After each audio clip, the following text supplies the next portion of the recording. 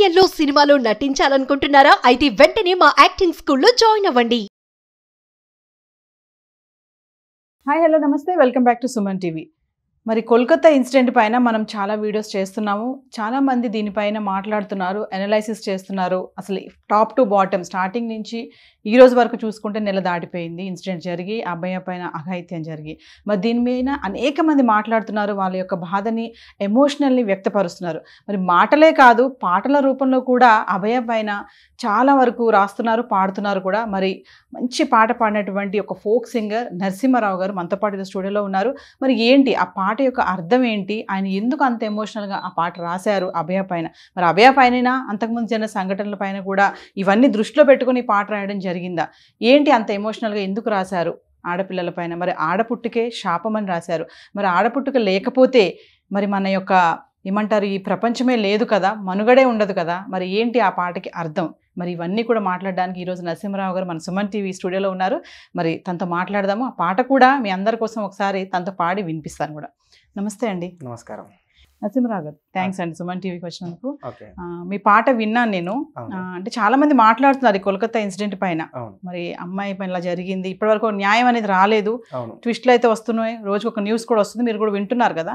మరి మీరు పాటే రాశారు, ఒక్కసారి మా వ్యూవర్స్ కోసం మీరు ఆ పాటను ఒకసారి పాడగలుగుతారా? కన్న కడుపు కాలేని గుండె పగిలి ఏడ్చెని, కన్న కడుపు కాలేని గుండె పగిలి ఏడ్చెని, చిట్టి మోమిత నా చెల్లి, చిట్టి మోమిత నా చెల్లి, నువ్వు లేని ఇల్లు చీకటాయినే, నువ్వు కన్న కలలకు కామందుడి కంట బలైపోతివే, నువ్వు కన్న కలలకు కామందుడి కంట బలైపోతివే, కన్న కడుపు కాలేని గుండె పగిలి ఏడ్చెనే, ఆగనియగా ఇత్యమా ఆడపుట్టుకే శాపమా, నా చిట్టి చెల్లిని హింసించిన మృగానికి లేదా ఏ శిక్ష, ఆగనియగా ఇత్యమా ఆడపుట్టుకే శాపమా, నా చిట్టి చెల్లిని హింసించిన మృగానికి లేదా ఏ శిక్ష, పట్టించుకోని వ్యవస్థ, పట్టించుకోని వ్యవస్థ, కన్నవారి కంట నీరు తుడిచేవారు ఇక ఎవరు, కన్నవారి కంట నీరు తుడిచేవారు ఇక ఎవరు, కన్న కడుపు కాలేని గుండె పగిలి ఏడ్చెని, కన్న కడుపు కాలేని గుండె పగిలి ఏడ్చెని, రక్షణ లేని రాజ్యమా నా దేశమా, ఆడబిడ్డలపై అన్యాయాన్ని ప్రశ్నించని రాజకీయమా, రక్షణ లేని రాజ్యమా నా దేశమా, ఆడబిడ్డలపై అన్యాయాన్ని ప్రశ్నించని రాజకీయమా, ఇది రాజకీయ నాటకమా, ఇది రాజకీయ నాటకమా, నా చెల్లి బంగారు బిడ్డమ్మా డాక్టర్ అని మురిసినారమ్మా, నా చెల్లి బంగారు బిడ్డమ్మా డాక్టర్ అని మురిసినారమ్మా, కన్న కడుపు కాలేని గుండె పగిలి ఏడ్చెని, కన్న కడుపు కాలేని గుండె పగిలి ఏడ్చెని, చిట్టి మోమిత నా చెల్లి, నీవు లేని ఇల్లు చీకటాయినే, నువ్వు కన్న కలలకు కామందుడి కంట బలైపోతివే, నువ్వు కన్న కలలకు కామందుడి కంట బలైపోతివే. నరసింహ గారు, పాట భావోద్వేగంగా ఉంది. పాట అంటే వింటుంటే మాకు అసలు అంటే నేను కంట్రోల్ చేసుకోలేకపోతున్నాను. చేస్తున్నాం మేము డైలీ వీడియోస్ మీ పైన. మీ పాటలో చాలా అర్థాలు ఉన్నాయి. రక్షణ లేని రాజ్యమా నా దేశమా అన్నారు కదా, ఇంకోటి మృగానికి శిక్ష లేదు అన్నారు. అంటే ఏంటి పాట యొక్క అర్థం ఏంటి? ఎన్నో మానభంగాలు జరుపుకుంటా పోతున్నాయి. గట్లనే ఇదివరకు డాక్టర్ అన్ని మానభంగాలు జరుగుతూనే పోతున్నాయి, శిక్ష విధిస్తూనే ఉన్నారు, కానీ ఎవరికి భయం రావట్లే. భయం వచ్చే విధంగా చేయాలి. మనం ఏం చేస్తే భయం వస్తుంది అంటారు? అంటే మీరు పాట రాశారు కదా, మామూలుగా అది ఎక్కడో కోల్కతాలో జరిగింది, మనం ఇక్కడుండి ఏం చేయగలుగుతాం? మనకు సెక్యూరిటీ ఉండాలి. ఇప్పుడు మన దేశంలో రక్షణ లేదు కదా, ఎవరు ఆడవారు ప్రతి ఒక్కరు మనం సెక్యూరిటీ ఉండాలి. ఫస్ట్ చిన్న ఏమైనా జరిగినా కానీ, ఏమైనా ఇష్యూ జరిగినా కానీ, కంప్లైంట్ ఇవ్వడం కానీ, మనకు మనం సెక్యూరిటీగా ఉంటే మనల్ని మనం కాపాడగలుగుతాం. ఇది ఇప్పుడు మనకు రక్షణ లేదు కదా. మరి అబ్బాయిలకి ఏం చెప్పాలనుకుంటున్నారు? అబ్బాయిలు ఉన్నారు కదా, ఇంత జరుగుతున్నా కూడా అబ్బాయిలు కూడా భయం ఉండట్లేదు అసలు. అవును, అబ్బాయి జరిగింది నెల అవుతుంది అయినా సరే తర్వాత మధ్యలో ఇంకా చాలానే జరిగాయి మనం చూస్తున్నాను. అవును. ఆడపిల్ల అంటే ఈమె ఆడది అంటే చాలు, అది చిన్నపిల్ల పెద్దామ ముసలామ అని కూడా లేకుండా జరుగుతున్నాయి ఇట్లాంటివన్నీ కదా. మరి అబ్బాయిలకి ఎలా ఏం చెప్తారు మీరు? అబ్బాయికి భయం ఉండేలా శిక్షించాలి.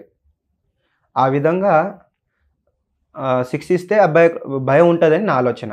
జడ్జిమెంట్స్ అయితే వస్తున్నాయి కానీ శిక్షలు పడట్లేదు. అవును, అంటే శిక్ష వెంటనే పడితేనే వీళ్ళకి భయం వస్తుంది అంటే ఏం చెప్తారు మీరు? శిక్ష వెంటనే పడినా గానీ అమ్మటే పడకుండా కొన్ని నరకం చూపించి శిక్ష వేస్తే ఆ నరకం మనకెందుకు అబ్బా అట్లా అనేసి మనం మగోళ్ళు భయపడేటట్టు ఉండాలి. అంటే వాళ్ళు ఎంత అనుభవించారో ఆ బాధ కూడా పడాలి. ఆ బాధ గానీ ఇది పడితేనే డైరెక్ట్ ఉరి శిక్ష వేయంగానే చచ్చిపోతారు కదా.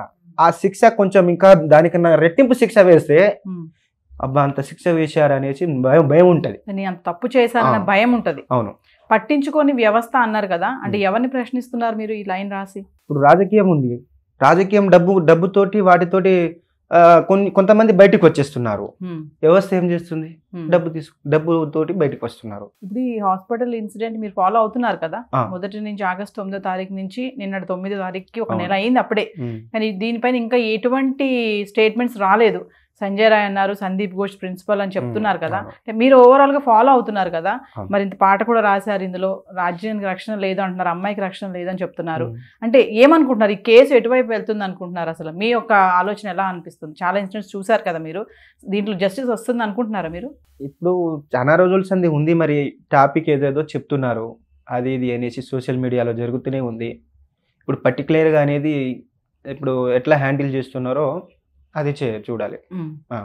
అది ఎట్లా హ్యాండిల్ అవుతుందో, ఎటువైపు ఏ మూలకు తిరుగుతుందో తెలియదు. అంటే నేరస్తులకు శిక్ష పడుతుంది అని అంటారా? అబ్బాయికి వస్తుందా జస్టిస్? సరే, ఇప్పుడు అన్ని రాజకీయం పేరు డబ్బు బలం ఉంది, రాజకీయం ఉంది, అన్ని నడిపిస్తున్నారు. అది కొంచెం రాజకీయం గానీ నడిచింది అని చెప్పినారు అక్కడ, మరి అది నిజమో తెలియదు అంటున్నారు కదా.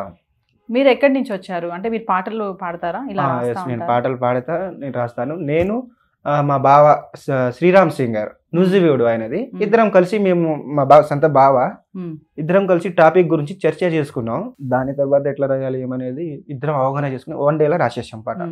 1 డేలో రాసేసి 1 డేలో అమ్మంటే వెళ్ళిపోయినాం స్టూడియోకి. ఖమ్మంలో పాడేది చరణ్ స్టూడియో, ఖమ్మంలో పాడేసి ఇంకా ఆ రోజు నైట్ అక్కడే ఉండి మరుసటి రోజు నెక్స్ట్ వీడియో తీసుకొని వచ్చి వచ్చేసాం. అంటే ఎట్లా ఇలా ఇన్సిడెంట్ జరిగినప్పుడు పాట రాయాలని మీకు అంటే ఎలా అనిపిస్తుంది? థాట్ ఎలా వస్తుంది? లైన్స్ అని ఎలా వస్తాయి? ఇది వరకు ఒక చనిపోయే కదా, అట్లనే అట్లా ఒక సాంగ్ రాసి పాడినాము. అంటే మా బంజారాలోనే పాడినాం. అక్కడ ఇన్సిడెంట్ జరిగింది కదా, అప్పుడు మానభంగం జరిగింది. అట్లనే కొన్ని ఇప్పుడు మనకు అట్లా అవగాహన రావాలి జనాలకి అనేసి అట్లా రాసుకుంటా పోతున్నామండి. ఇప్పుడు ఆడపుట్టుకే శాపం అని రాశారు, మరి ఆడపుట్టుక లేకపోతే మనుగడే లేదు కదా. అంటే ప్రశ్నిస్తున్నా, ఆడపుట్టుకే శాపమా అంటే ఇప్పుడు ఆడపుట్టుక లేనిది జన్మ, మనకు జన్మ లేదు. ఆడపుట్టుక లేనిది నువ్వు ఎట్లా పుట్టినవు, ఎందుకు నువ్వు ఆడపుట్టుకని ఎందుకు మానభంగం చేసినావు అనేసి ఆ మృగానికి ఆ ప్రశ్న. ఆడపుట్టుక లేకపోతే నువ్వు పుడుదువా? లేదు కదా, ఎందుకు అమ్మ లాంటి దాన్ని నువ్వు ఎందుకు ఎట్లా మానభంగం చేసినావు? ఆ ఆలోచన ఎట్లా ఎందుకు వచ్చింది నీకు? అది ప్రశ్న. బయట చూసుకుంటే అబ్బాయిలు ఆడపిల్లలకి చాలా చెప్తారు పేరెంట్స్, ఇలా ఉండామా అలా ఉండామా అని, కానీ అబ్బాయిలకి చెప్పరు కదా. ఎందుకు చెప్పరు? అబ్బాయిలకి చెప్తారు, కొంతమంది చెప్తారు. అంటే 100కి 50% చెప్తారు. అందరూ ఒకలా ఉండరు కదా, ఎవరి మైండ్ ఎట్లా ఉంటుందో తెలియదు. అట్లా 50% చెప్తారులే కానీ ఒక్కొక్కరు వింటారు, ఒక్కొక్కరు విన్నారు కదా. ఇప్పుడు డ్రగ్స్ అని, గంజాయి అని, మందు అని ఏదేదో తాగుతున్నారు. ఆ మత్తులో ఏం చేస్తున్నారో అర్థం అవుతలే. ఫస్ట్ అది ఆపాలి. ఫస్ట్ మనం అది ఆపితే కంట్రోల్ అవుతాయి అబ్బాయిలు. డ్రగ్స్ అని ఎన్నెన్నో ఇప్పుడు ఎన్నో మానభంగాలు జరుగుతుంది. ఆ మత్తులో ఏం చేస్తుండో తెలియట్లే, ఎవరిని కొడుతుండో ఎవరిని తిడుతుండో అది ఒక్కొక్కసారి గట్లా అవుతుంది. ఇప్పుడు చిట్టి చెల్లిని హింసించిన మృగానికి లేదా శిక్ష అన్నారు. అంటే మరి సంజయ్ రాయ్ని ఫస్ట్ అరెస్ట్ చేశారు కదా, నువ్వే చేసావు ఇదంతా అని చెప్పి. ఇప్పుడు సందీప్ ఘోష్ అంటున్నారు, మరి ఇంకా మొన్న వరకు 10 మంది అని అన్నారు, ఇప్పుడేమో ఒకలే అంటున్నారు, రేపు ఇంకొక వార్త కూడా రావచ్చు. ఇవన్నీ చూస్తున్నారు కదా, అంటే మరి వీటిపైన కూడా మీరు మళ్ళీ ఒక పాట రాస్తారా, ఏమైనా ప్రయత్నం చేస్తారా? సరే, ఒకవేళ ఏమైనా ఆలోచన వస్తే చూద్దాం. ఇప్పుడైతే రాసి పాడాను. సరే, ఏమైనా ఆలోచన నెక్స్ట్ టైం ఏమైనా ఆలోచన వస్తే ఆలోచన చేసి సరే రాయాలనుకుంటాను. ఇంకా రాస్తూనే ఉంటాను. ఇంకా మనం ఇప్పుడు ప్రశ్నిస్తూనే ఉంటాయి ఈ దేశానికి. పాట ద్వారా ప్రశ్నిద్దాం. మన ప్రజలు ప్రశ్నించకపోతే ఎట్లా? ప్రశ్నించాలి కదా. ఎందుకంటే చాలా మంది ఎక్కడో జరిగింది కోల్కతాలో, మన ఇంట్లో జరగలేదు కదా, మన అమ్మాయికి జరగలేదు కదా, మన ఇంట్లో మన గల్లీలోనే జరుగుతుంది. చేద్దాం. ఇప్పుడు ఇప్పుడు కాలం మంచిది లేదు, ఇది కాలం మంచిది కాదు కదా. ఎక్కడ జరుగుతుందో తెలియదు అట్లా. ఇప్పుడు మన కాడ జరగలేదా? నేను కొన్ని జరిగినాయి, ఇంకా చాలా జరుగుతూనే ఉన్నాయి ఇంకా మానభంగాలు. ఎందుకంటే చేసినోడు బాగానే ఉన్నాడు కానీ మరి చనిపోయిన వాళ్ళ కుటుంబం బాధపడుతుంది కదా. వాళ్ళ కన్నిటి కంట నీరు, కన్నవారి కంట నీరు తుడిచేవారు ఇక ఎవరు. ఇక అట్లా పాట రూపంలో వాళ్ళు ఎంత బాధపడుతున్నారో ఆ పాట రూపంలో రాశా. తర్వాత వాళ్ళు బాధపడి ఎటువంటి శిక్ష విధించాలో అనేది వాళ్ళ సొంత అన్న టైప్ లో, చిట్టి మోమిత నా చెల్లి ఆ అన్న టైప్ లో నేను పాడాను. అన్నగా పాడాను. వాళ్ళ అన్నగానే నేను ప్రశ్నించాను. ఎందుకంటే మనం అక్కడికి వెళ్ళి వాళ్ళకి ఏం చేయలేకపోయినా మనం ఒక పాట ద్వారా దాన్ని వినిపించాలి ప్రతి ఒక్కరికి. అవును, వాళ్ళ సేమ్ వాళ్ళ అన్న, నేను అన్నాను అనుకో, వాళ్ళ అన్న టైప్ లోనే నేను పాడేశాను. సో ప్రతి ఒక్కరు కూడా బయట ఆడపిల్లల పట్ల కూడా ఈ అబ్బాయిలు ఎలా ఉండాలి అనుకుంటున్నారు? ఇప్పుడు ఆడపిల్ల బయటికి వచ్చిందంటే మంచి పరిశుభ్రంగా ఉండి మంచిగా ఉండాలి. ఆడపిల్లకి మగవాళ్ళు రెస్పెక్ట్ ఇచ్చేటట్టు ఉండాలి. సరే చేసుకుంటుండు, వాళ్ళ ఆవిడని పెళ్లి చేసుకుంటాడు కదా, వాళ్ళ ఆవిడ వాళ్ళ ఉంటుంది కదా మంచిగా, వాళ్ళకు ఎట్లా మంచిగా కాన్ఫిడెన్స్. అమ్మ ఉంది, అమ్మని ఎట్లా పిలుస్తాం? మన సొంత అక్క చెల్లెలు ఉన్నారు, ఎట్లా పిలుస్తాం మనం?